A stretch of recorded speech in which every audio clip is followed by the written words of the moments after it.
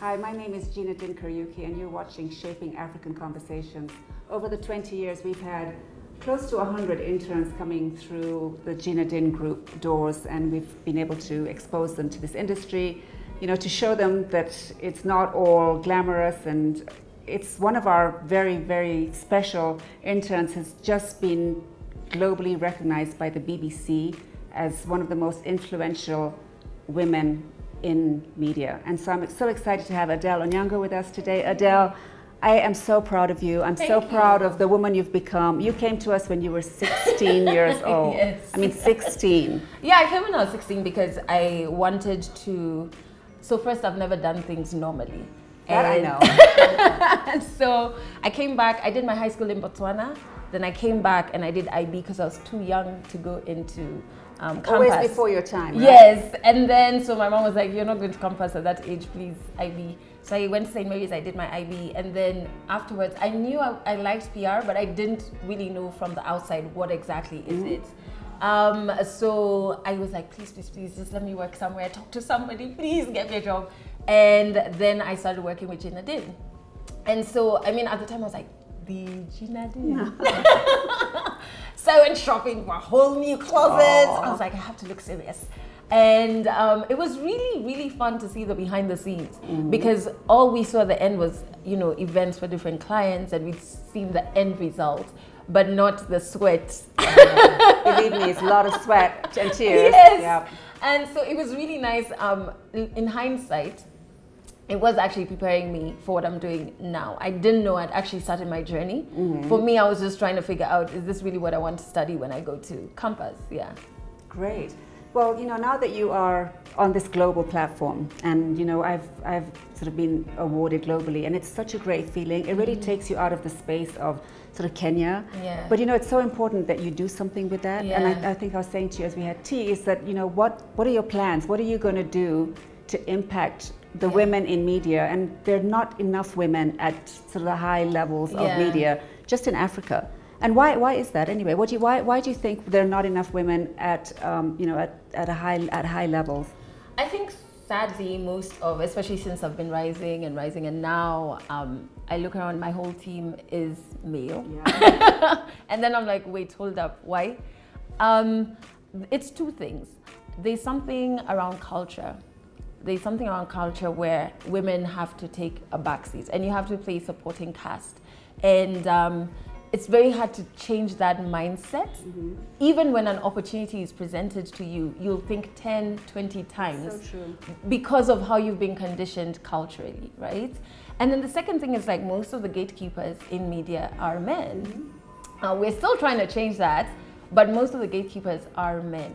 And they might not do it purposefully or consciously, but it's how they were it raised comes as well. naturally to them to, you know, lean more towards having men in certain positions. And that's how editorial gets, you know, I mean, that's why we have the editorial that we have. That's very biased. That's biased because it's men that make the final decisions most times. Exactly. So you have conversations where, even in the media, for example, you will have a news piece where they're talking about how do we make sure all schools get sanitary towels? There's not even one woman on the panel, and you're like, so what are you guys talking about, you know? So it's just making sure that women are not only in the face value positions of media, but in key places of, okay, we need to have actual discussions about where we're going to shape the African narrative. And for me, I think with this BBC platform, what's very important to me right now is rape culture. And I've been put in a group, so what we're doing is we're trying to change the world in 1 week through discussions. And my group is dealing with street harassment, which is amazing because rape culture, just the things that we've normalized, and you know, we don't even think about them anymore, right? It's just like we hear about it and it's like, oh, sorry, and then you just move on. And you think that rape is 0 to 100 real quick, but there are things that we've let, you know, people get away with, and we've normalized certain levels of violence. And we are not sitting down to say, okay, fine, we might have made this part of our culture, but it's wrong. It shouldn't happen. And for me, it's to lead those discussions as a young person, as a young African, to say that, yes, I'm still, you know, I still celebrate my culture, but even the places where it's weak, I can say, okay, here, guys. Exactly, please, And I think, is that something that you're going to do across Africa, or is it just Kenya for now, or are you going to expand it? I mean, that's such a big topic. I've been to so many conferences, on African conferences, where, you know, sort of sexual violence towards women is such a big thing. I mean, I went to one in London recently where I think it's in Congo, there's actually a minister in charge of that particular area. I mean, you know, which is really like, it's so prevalent there. So it's so important that this conversation is not just a Kenyan conversation, but that it's an African conversation. And I really hope, you know, that you will take that conversation across the continent. I really do. I mean, in January, so I was setting out my goals, even just for my brand, and saying, okay, guys, together with my team, and saying, by this time, I want to have achieved this. And one of my goals was to be able to be counted as the top 5 female media personalities in Africa. And I was like, I don't know how we're going to get there. Wow. But that's what we're going to do. And it's to lead these conversations and to own the African narrative in the sense of, yes, telling our stories, but also coming up with the solutions for the certain problems that we have. And it always starts with conversation. It does. It really does. But it's also your own mental shift, right? Yeah. Like once you've made that decision that I want to play on a bigger playing ground. Yeah.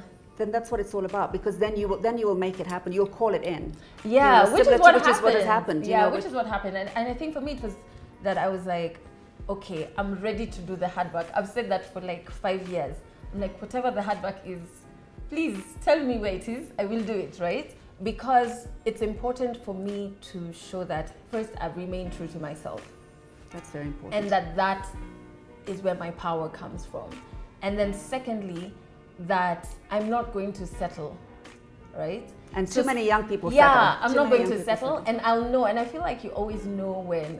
I think the BBC is the first time, this acknowledgement was the first time I felt, okay, we're doing something, now we need to step it up. You kind of feel like you're living on purpose. I think that's kind of, and that's the thing, and I was saying this the other day, is that once you have that inner feeling that there's something bigger than you out there, I think that is that's a big part of being authentic to yourself and just being able to do wonderful things, which is what you've turned an area that was so painful for you into something that is going to help so many young girls, and I really do believe it's going to be across the continent. So I'm really excited to watch your space. And I can't believe that little Adelle, who we'd asked to write a poem at the opening of the Nelson Awori Medical Center when you were with us, is now this incredible, globally acclaimed media personality. That is so awesome.